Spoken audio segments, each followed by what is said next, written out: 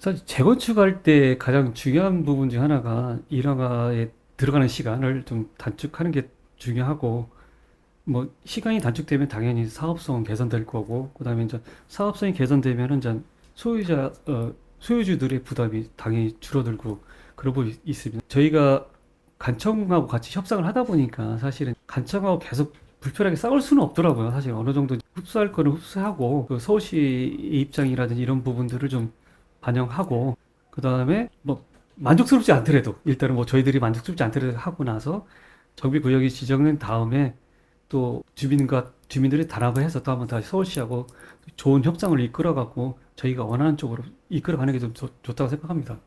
네, 맞습니다. 변경이 나중에 혹시나 조금이라도 조정의 가능성이 있으면 음. 꼭 이제 여러 이제 주민들이나 소유주분들이 좀 좋은 방향으로 진행될 수 있도록 이렇게 좀 부탁을 드리겠습니다.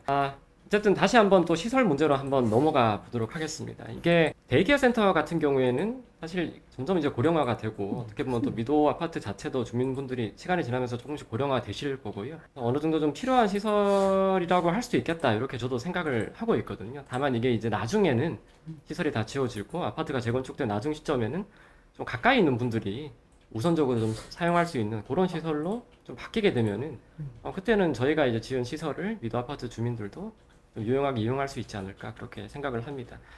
근데 이제 저류조 같은 경우에는 저는 생각이 조금, 아무래도 이게 그냥 속된 말로 하면 큰 물통 음. 같은 음. 게 지하로 들어온다는 거잖아요. 이런 음. 게 들어와도 되나?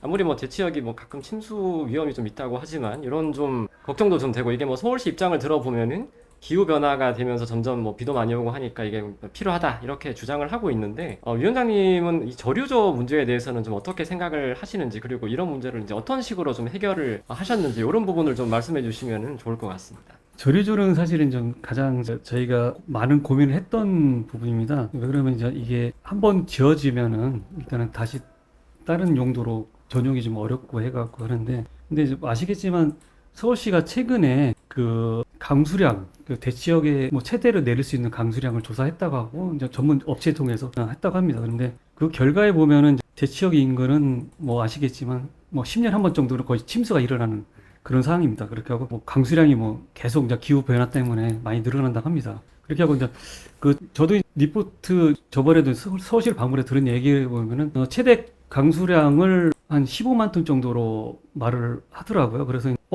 이거 내가 다 해야 되나? 라고 했었는데 그건 아니고 이제 저희 미도 같은 경우에는 한 3만 톤, 좀 전에 말씀드렸던 한 3만 톤 정도의 용량으로 일단 할당하게 그런 식으로 이제 결정을 했다고 하더라고요. 근데 맨 처음에는 이제 이게 저희만 받아들인 줄 알았었는데 저희가 이제 계속 탄원서를 제출하고 서울시한테 우리가 주민들이 미팅을 뭐 여러 채널을 통해서 많이 이제 저희가 이제 압박을 하다 보니까 대치역 근처 한 성경 아파트 그다음에 이제 미도 그다음에 음마 뭐 여기 쌍용 아파트 정도 이런 네 군데 정도 아파트 정도에서 네 개를 이제 같이 분배하는 쪽으로 협의를 저희들이 이끌어냈습니다. 사실 그래서 이제 굉장히 힘들었던 부분이 있었는데 아무튼 네 개 지역으로 15만 톤 정도를 분산하는 처리하는 걸로 일단 협의를 했고요.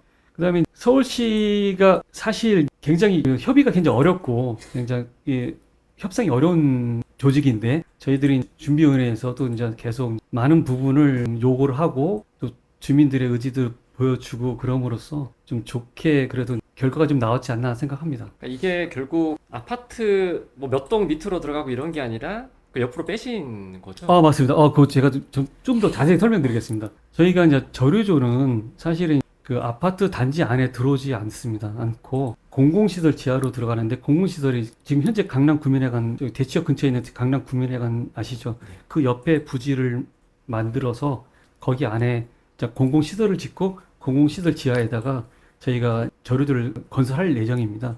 그래서 주민분들이 생활하시고 그런 데에서는 많은 불편함이 없도록 뭐 피해가 최소화되도록 그런 시도로 이제 설계를 하고 서울시하고는 협의를 그렇게 끝냈습니다. 네, 정말 그거는 다행인 것 같고, 정말 이런 부분은 협상을 할 수 있는 부분에 있어서는 음. 정말 잘해주신 것 같습니다. 사실 저도 원래 추진준비위원회에 한 번도 들어온 적이 없다가 저류조 이야기를 듣고 저도 너무 걱정이 돼서 이게 몇 동 밑으로 들어가는지 어떻게 음. 되는 건지 너무 걱정이 돼가지고, 이제 처음에 들어와서 위원장님 만나서 충분히 설명을 듣고 이게 안심을 하게 됐는데, 정말 이렇게 일이 좋은 방향으로 진행되는 게 주민 입장에서도 굉장히 좀 안심되고 좋은 내용인 것 같습니다. 아무튼 뭐 저희가 하는 결정 자체가 사실은 저도 위원장이라고 하기도 전에 저도 한 소유주로서 뭐 결정을 하기 때문에 뭐 주민들한테 피해가 최소화되도록 일단 그렇게 결정을 하고 그런 식으로 일을 추진하도록 하겠습니다. 그 조류조를 생각을 해보면 몇 년 전에 이제 대치역에 한번 침수됐던 적이 있었잖아요. 맞습니다. 네. 그래서 그때 저도 이제 운전해서 퇴근하다가 길을 잘못 들었다가 이제 진짜 큰일 날 뻔해서 겨우 돌려서 나갔던 그런 기억도 있고, 여기가 또 학생들이 많으니까 비가 많이 오는 날에도 학생들이 사거리를 왔다 갔다 하는 경우가 많은데, 기왕 이렇게 조류조를 또 만들게 됐으니까 이게 나중에 이제 대치역 인근에 사는 여러 주민들에게 정말 나중에 비가 많이 왔을 때 도움이 될 수 있었으면 하는 바람입니다. 당연히 뭐 그렇게 해야 됩니다. 해야 되겠고요. 그냥 저희가 이제 시설이 들어온다 하면은 사실은 이제 단순하게 조류조의 그 용도로만 쓰지 않고 좀 말씀하신 대로 주민들에게 도움이 될 수 있는 약간 좀 스마트하게 뭐 조류 시설을 만든다든지 좀 약간 좀 다른 용도로 쓸 수 있도록 하는 뭐 선진국 모델이라고 할까? 좀 약간 그렇지만 그런 좀 모델을 도입하도록 하겠습니다.